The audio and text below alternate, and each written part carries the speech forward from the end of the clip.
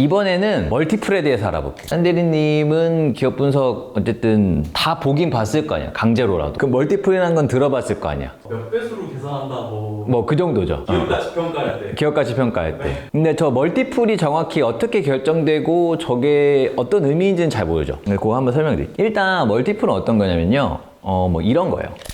뭐 런던 베이글로 예를 들자면 런던 베이글 에비타가 한 260억 정도 나올 거예요. 260억 정도 나오고, 그러면 우리가 런던 베이글의 기업 가치가 얼마일까 라고 판단할 때 이렇게 판단한 거야. 1년에 벌어들이는 영업이익이 260억인데 우리가 런던 베이글의 기업 가치를 2,600억, 멀티플 10배를 적용할게요 라고 하면은 런던 베이글의 기업 가치는 2,600억이 되는 거예요. 그게 아니라 저희 런던 베이글의 기업 가치는 멀티플 10배 정도까지는 적용 못할 것 같아요. 저희는 5배 반 적용하겠습니다 라고 하면은 동일한 영업이익 260억을 벌고 있는 런던 베이글 하더라도 기업 가치는 절반으로 줄어들 거예요. 1,300억.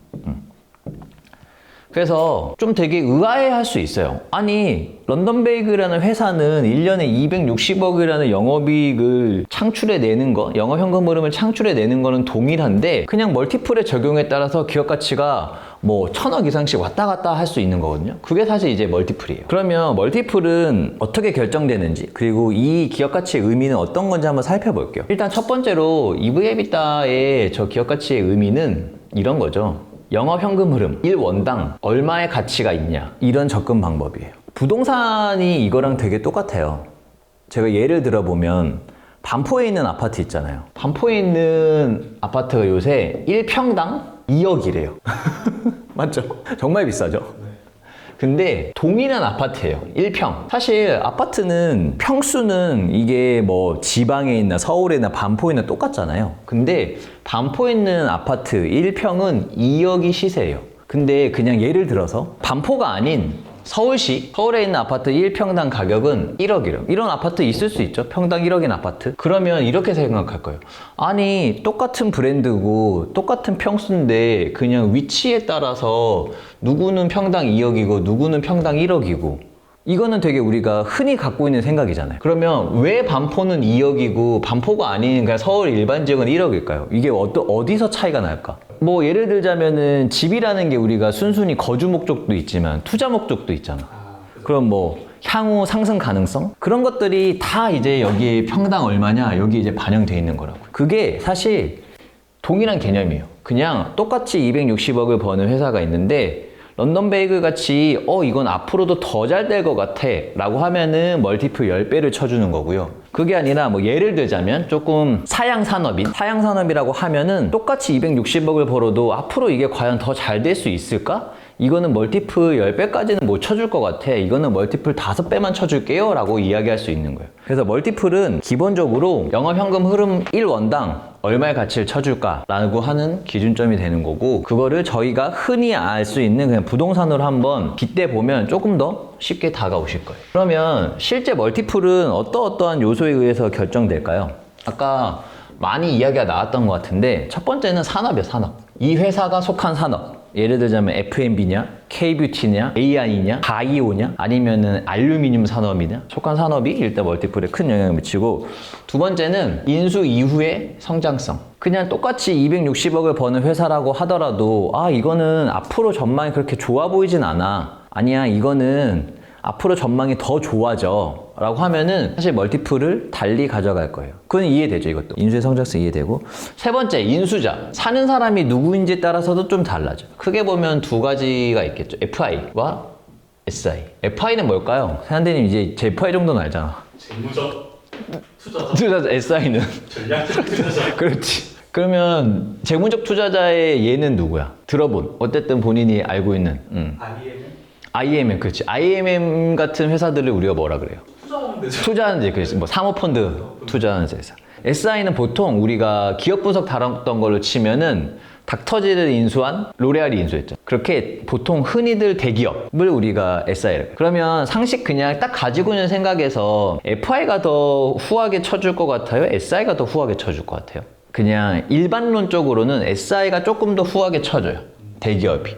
뭐 우리가 닥터지로 그냥 한번 예를 들어볼게요. 닥터지는 로레알이 인수했는데 로레알은 닥터지를 인수하면서 이 회사를 5천억에 사서 5년 내에 7년 이내에 1조에 팔아야겠다 라는 의도로 사지는 않았을 거예요. 그냥 로레알의 브랜드가 영속하는 한 닥터지를 그냥 보유할 생각으로 샀을 거예요.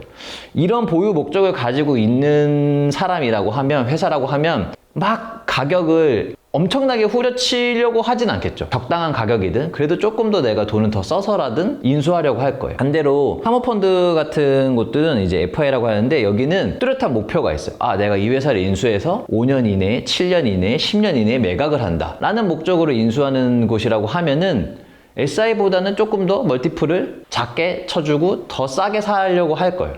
그래서 통상적으로 인수자가 FI냐 SI냐에 따라서도 멀티플이 달라집니다. 네 번째는 동종업계 매각 사례예요. 제가 흔히들 M&A 뭐 회사 팔고 싶다라고 상담을 하면은 첫 번째로 물어보는 게 대표님 혹시 대표님 경쟁업체나 대표님 그 동종업계에서 혹시 실제로 팔린 사례가 있나요? 한번 여쭤봐요. 이게 왜냐 그러면은 사례가 있다라는 거는 실제로 그 큰 돈은 누군가는 가치를 인정하고 돈을 집어넣었다는 거거든요.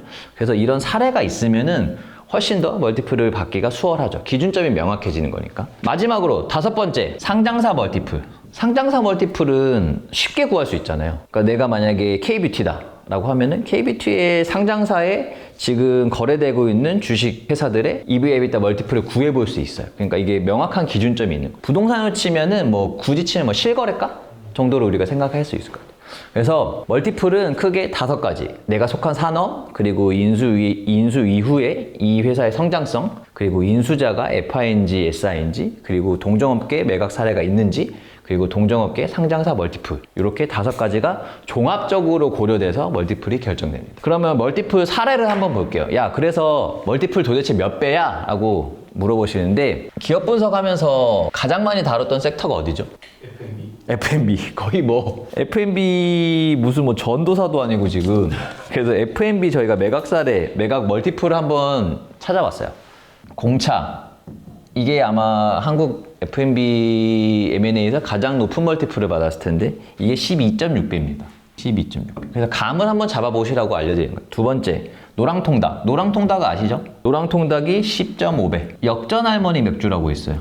이거는 들어보셨어요? 이게 6.5배. 저희가 기업 분석 실제 다뤘던 컴포즈 커피. 컴포즈 커피가 얼마? 8배. 네. 그래서 뭐 이거는 사실 찾으려 치면 한도 끝도 없이 찾을 수가 있어서 제가 이제 누구나 들었을 때 아는 회사들의 기본적인 멀티플을 제가 한번 서치해 봤습니다. 네, 여기까지 하고 이제 실제 계산 한번 넘어가 볼게요.